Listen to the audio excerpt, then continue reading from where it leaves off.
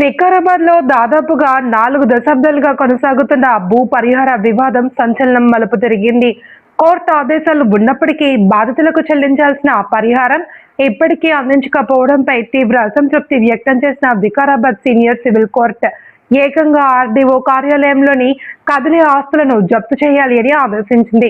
Court బెలీఫ్ కార్యాలయానికి చేరుకుని జప్తు ప్రక్రియ చేపట్టగా అనంతరం 2 నెలల్లో 61.29 లక్షల పరిహారం చెల్లిస్తాము అని అధికారులు రాతపూర్వక హామీ ఇవ్వడంతో జప్తు చేసిన వస్తువులను తిరిగి కార్యాలయ కస్టడీకి అప్పగించారు.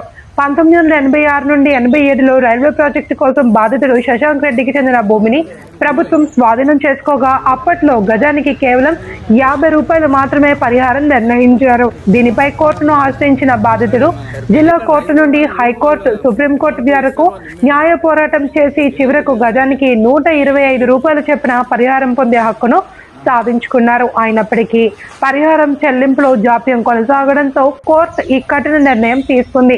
4 దశాబ్దాలుగా సాగుతున్న ఈ భూ పరిహార పోరాటం ఇప్పుడు జిల్లాలోనే కాక రాష్ట్ర వ్యాప్తంగా చర్చనీయాంశంగా మారింది. ఎక్కువ ఇచ్చిరని కోర్టు వారు ఎక్కువ ఎనాన్స్ చేశారని చెప్పి ఎవరు గవర్నమెంట్ వాళ్ళు హైకోర్టుకి వెళ్ళారు. హైకోర్టు నుంచి మళ్ళీ సుప్రీంకోర్టుకి వెళ్ళారు. సుప్రీంకోర్టు వాళ్ళు కూడా అక్కడ డిస్మిస్ చేశారు. చేసిన తర్వాత మేము 2018లో ఈపీ ఫైల్ చేసినాము. ఎంత ఫైల్ చేసినాము? 61,29,000 చిల్లర. ఇంతవరకు వీళ్ళు ఎలాంటి స్పందన లేదు.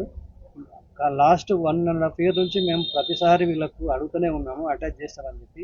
ప్రతిసారి వాళ్ళు కోర్టుకు వస్తున్నారు, వచ్చే టైం తీసుకుంటున్నారు. కాకపోతే ఇప్పటికీ 3వ జనరేషన్ ఇప్పుడు నడుస్తుంది మా కోర్టులో మాత్రం. వీళ్ళు పార్టీస్ వాళ్ళు చాలా అన్ని రకాలుగా సఫర్ అవుతున్నారు వాళ్ళు. కాబట్టి ఆర్డీఓ వారు ఇప్పటికైనా స్పందించి తొందరగా డిపాజిట్ చేశారని కోరుకుంటున్నారు. ఒకవేళ డిపాజిట్ చేయని సమక్షంలో కోర్టు ఖచ్చితంగా ఈ ప్రాపర్టీని యాక్షన్ పెట్టించి ఓపెన్ యాక్షన్ పెట్టి మళ్ళీ వాళ్ళకు ఆ డిపాజిట్ అమౌంట్ యాక్షన్ వచ్చిన అమౌంట్ ఏమన్నారో కోర్టులో డిపాజిట్ చేస్తారు. ఆ మిగిలిన బ్యాలెన్స్ ఏమన్నా ఉంటే మళ్ళీ నెక్స్ట్ టైం మళ్ళీ సేమ్ ప్రాసెస్ స్టార్ట్ అవుతుంది. వాళ్ళు ప్రజా అవసరాల కొరకు రైల్వే డబ్లింగ్ కొరకు మా ల్యాండ్ తీసుకోవడం జరిగింది 40 సంవత్సరాల క్రితం. 1986-87లో ఎక్వైర్ చేశారు. దాని కంపెన్సేషన్ కొరకు మేము ఇప్పటిదాకా తిరుగుతూనే ఉన్నాము. మా నాన్నగారు ఉన్నప్పటి నుంచి కూడా తిరుగుతున్నాము. వీళ్ళు అప్పుడు ఇచ్చింది 50 రూపీస్ ఫస్ట్లో. తర్వాత కోర్టుకు పోయినాము. కోర్టుకు పోతే 100 రూపీస్ చేసింది ఇక్కడ సబ్ కోర్టు. అక్కడ నుంచి వాళ్ళు హైకోర్టుకు పోయారు. గవర్నమెంట్ హైకోర్టుకు పోతే 125 వాళ్ళు పోయారు, మేము పోయాం. తక్కువైందని మేము పోయాము, ఎక్కువైందని వాళ్ళు పోయారు. పోతే 125 రూపీస్ పర్ యార్డ్ ఇచ్చారు. దాని తర్వాత వాళ్ళు సుప్రీంకోర్టుకు పోయారు గవర్నమెంట్. పోతే అక్కడ అడ్మినిస్ట్రేషన్ స్టేజ్లోనే కొట్టేసినారు. ఇది జరిగి కూడా దాదాపు 10 సంవత్సరాల పైన అవుతుంది. 15 సంవత్సరాలు అవుతుంది. అయిన తర్వాత మేము ఈపీ ఫైల్ చేసాం. వీళ్ళు డిపాజిట్ చేయలేదు అమౌంట్. ఈపీ ఫైల్ చేసాం 2018లో ఈపీ ఫైల్ చేశాము.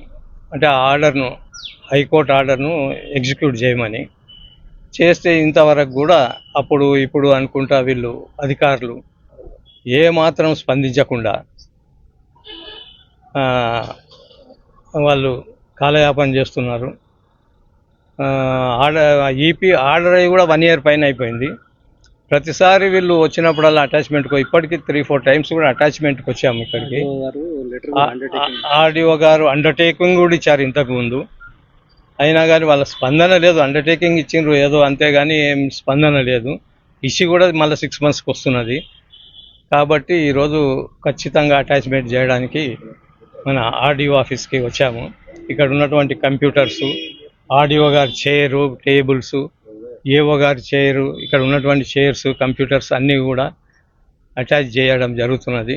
చేసి కోర్టు హ్యాండ్ ఓవర్లో చేయించడానికి బెయిలిఫ్ గారు కూడా వచ్చారు. కాబట్టి ఇది అటాచ్మెంట్ ఈరోజు చేస్తారు.